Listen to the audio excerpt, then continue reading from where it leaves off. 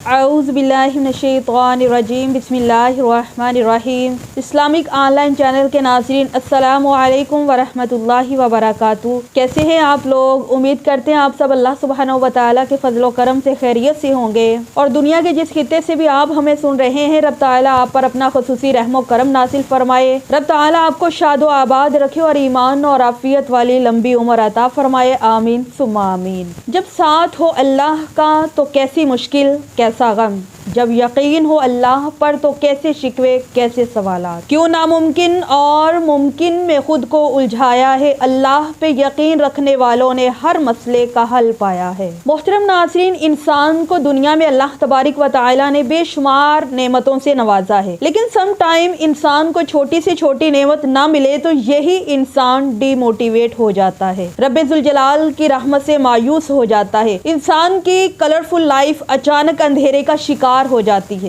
Life میں کوئی بھی نیا سٹیپ اٹھاتا ہے اور کامیابی نہیں ملتی تو فوراً مایوس ہو کے بیٹھ جاتا ہے۔ بزنس اپ نہیں ہو رہا، گرو نہیں کر رہا تو مایوس ہو جاتا ہے۔ اسٹوڈینٹس ایگزام کے لیے بہت اچھی اسٹڈی کرتے ہیں مگر ریزلٹ اچھے نہیں آتے تو مایوس ہو جاتے ہیں، ڈی موٹیویٹ ہو جاتے ہیں۔ انسان اپنے لیے بڑے بڑے بنگلوں کے خواب دیکھتا ہے، بڑی بڑی گاڑیوں کے خواب دیکھتا ہے اور ڈیزرو کرتا ہے کہ میرے یہ خواب بہت جلد پورے ہوں گے۔ ایک سال گزرتا ہے، دوسرا سال گزر جاتا ہے، سال پہ سال گزر رہے ہوتے ہیں اور انسان مایوس ہو جاتا ہے، ڈی موٹیویٹ ہو جاتا ہے کہ اب میرے لیے یہ کام ناممکن ہے، کبھی یہ کام ہو ہی نہیں سکتے۔ تو یاد رکھیں کہ اللہ تبارک و تعالیٰ انسان کو مختلف اینگل سے آزماتا ہے، انسان کی آزمائش کرتا ہے کہ میرا کون سا بندہ میری طرف سے ملنے والی آزمائش میں پورا اترتا ہے۔ اللہ تبارک و تعالیٰ قرآن پاک میں ارشاد فرماتا ہے کہ آپ فرما دیجئے اے میرے وہ بندو جو گناہ کر کے اپنی جانوں پر زیادتی کر چکے ہو،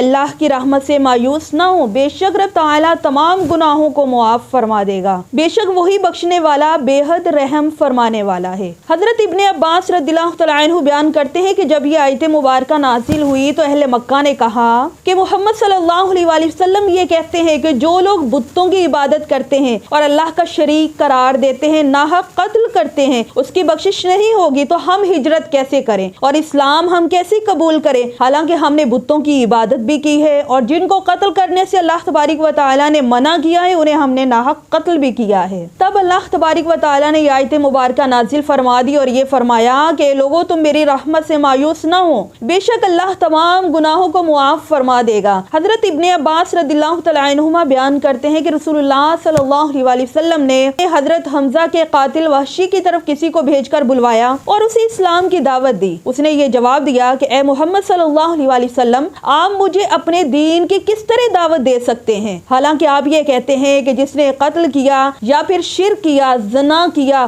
اس کو بہت گناہ ہوگا اور قیامت کے دن اسے عذاب دگنا دیا جائے گا اور وہ اس عذاب میں ہمیشہ کے لیے رہے گا، اور میں یہ سب کام کر چکا ہوں، تو آپ میرے لیے کوئی رخصت پاتے ہیں؟ تو اللہ تبارک و تعالیٰ نے فرمایا کہ جس نے توبہ کی، ایمان لایا اور اس نے نیک اعمال کیے تو اللہ اس کی برائیوں کو بھی نیک اعمال میں بدل دے گا، بے شک وہ رب تعالیٰ بخشنے والا مہربان ہے۔ تو وحشی نے کہا کہ محمد صلی اللہ علیہ وآلہ وسلم، یہ تو بہت سخت شرط ہے کہ وہ ایمان لانے کے بعد نیک اعمال بھی کرے، ہو سکتا ہے کہ میں اس شرط پر پورا نہ اتر سکوں۔ تو اللہ تبارک و تعالیٰ نے فرمایا بے شک رب تعالیٰ اس کو نہیں بخشے گا جو اس کے ساتھ شرک کرے گا، اور اس سے کم گناہ کو جس کے لیے رب تعالیٰ چاہے گا معاف فرما دے گا۔ وحشی نے پھر کہا کہ اے محمد صلی اللہ علیہ وآلہ وسلم، میں دیکھ رہا ہوں کہ اس میں بھی مغفرت اللہ عز و جل کے چاہنے پر ہے، میں نہیں جانتا کہ میری مغفرت ہوگی یا نہیں، کیا اس کے علاوہ بھی کوئی اور صورت دکھائی دیتی ہے؟ تب اللہ تبارک و تعالیٰ نے فرمایا اے میرے بندو جو گناہ کر کے اپنی جانوں پر زیادتی کر چکے ہو، اللہ کی رحمت سے مایوس نہ ہو، بے شک رب تعالیٰ تمام گناہوں کو بخش دے گا، بے شک وہ رب تعالیٰ بخشنے والا بہت رحم کرنے والا ہے۔ وحشی نے کہا کہ اب ٹھیک ہے۔ پھر وہ آپ کی خدمت میں حاضر ہو کر اسلام لے آیا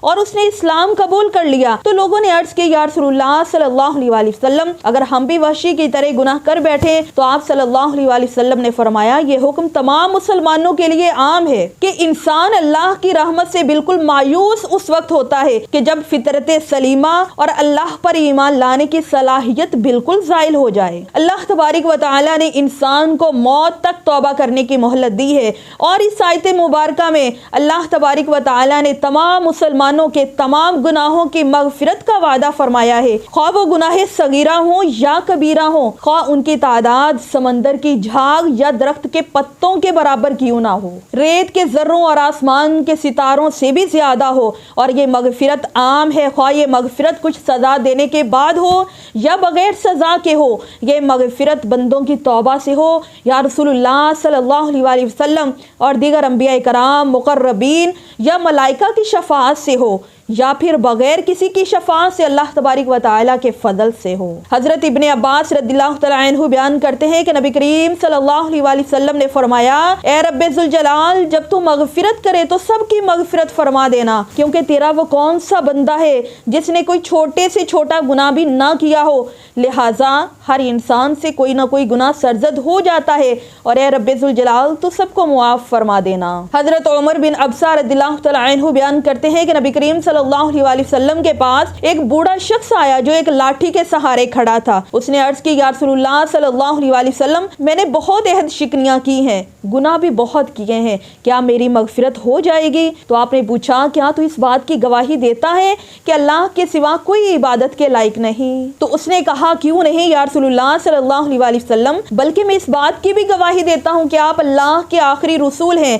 آپ صلی اللہ علیہ وسلم نے فرمایا کہ تمہاری عہد شکنیوں اور گناہوں کی مغفرت فرما دی گئی ہے۔ تو محترم ناظرین، اللہ تبارک و تعالیٰ کی مغفرت اور رحمت کا اندازہ اس حدیث سے بھی لگایا جا سکتا ہے کہ حضرت ابو سعید رضی اللہ تعالیٰ عنہ بیان کرتے ہیں کہ رسول اللہ صلی اللہ علیہ وسلم نے فرمایا کہ بنی اسرائیل میں ایک شخص نے 99 انسانوں کو قتل کر دیا۔ اس نے ایک راہب سے سوال کیا کہ کیا اس کی توبہ قبول ہو سکتی ہے؟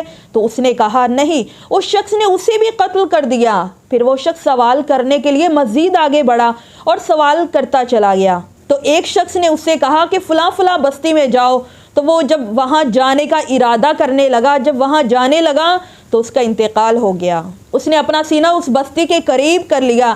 پھر رحمت کے فرشتوں اور عذاب کے فرشتوں کے درمیان اس کے متعلق بحث ہونے لگی، تو اللہ تبارک و تعالیٰ نے زمین کو حکم دیا کہ وہ قریب ہو جائے اور دوسری زمین کو حکم دیا کہ وہ دور ہو جائے، اور فرمایا کہ ان دونوں زمینوں کی پیمائش کرو تو وہ زمین ایک بالشت زیادہ قریب تھی، پس اللہ تبارک و تعالیٰ نے اس انسان کی مغفرت فرما دی۔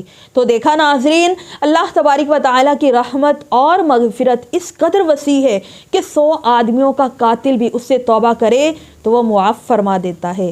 اس لیے انسان سے خواہ کتنا بڑا کیوں نہ گناہ سرزد ہو جائے، انسان کو اللہ کی رحمت سے مایوس نہیں ہونا چاہیے۔ لہٰذا اے انسان، تم اپنے حالات سے نا امید ہو سکتے ہو، تم اپنے اعمال سے نا امید ہو سکتے ہو، لیکن اللہ عز و جل کی رحمت سے نا امید مت ہونا، وہ تمہیں تھام بھی لے گا اور تمہیں سنبھال بھی لے گا۔ تو ہمیں چاہیے کہ کسی بھی حال میں اپنے رب سے مایوس نہ ہو۔ انسان کو مایوس کر دیتا ہے مگر اس کا رب اسے مایوس نہیں کرتا۔ رب تعالی ہمیں اپنی رحمت کاملہ سے مزید خوشیاں عطا فرمائے اور ہم پر اپنی رحمتوں کا نزول فرمائے۔ آمین۔ والسلام علیکم ورحمۃ اللہ وبرکاتہ۔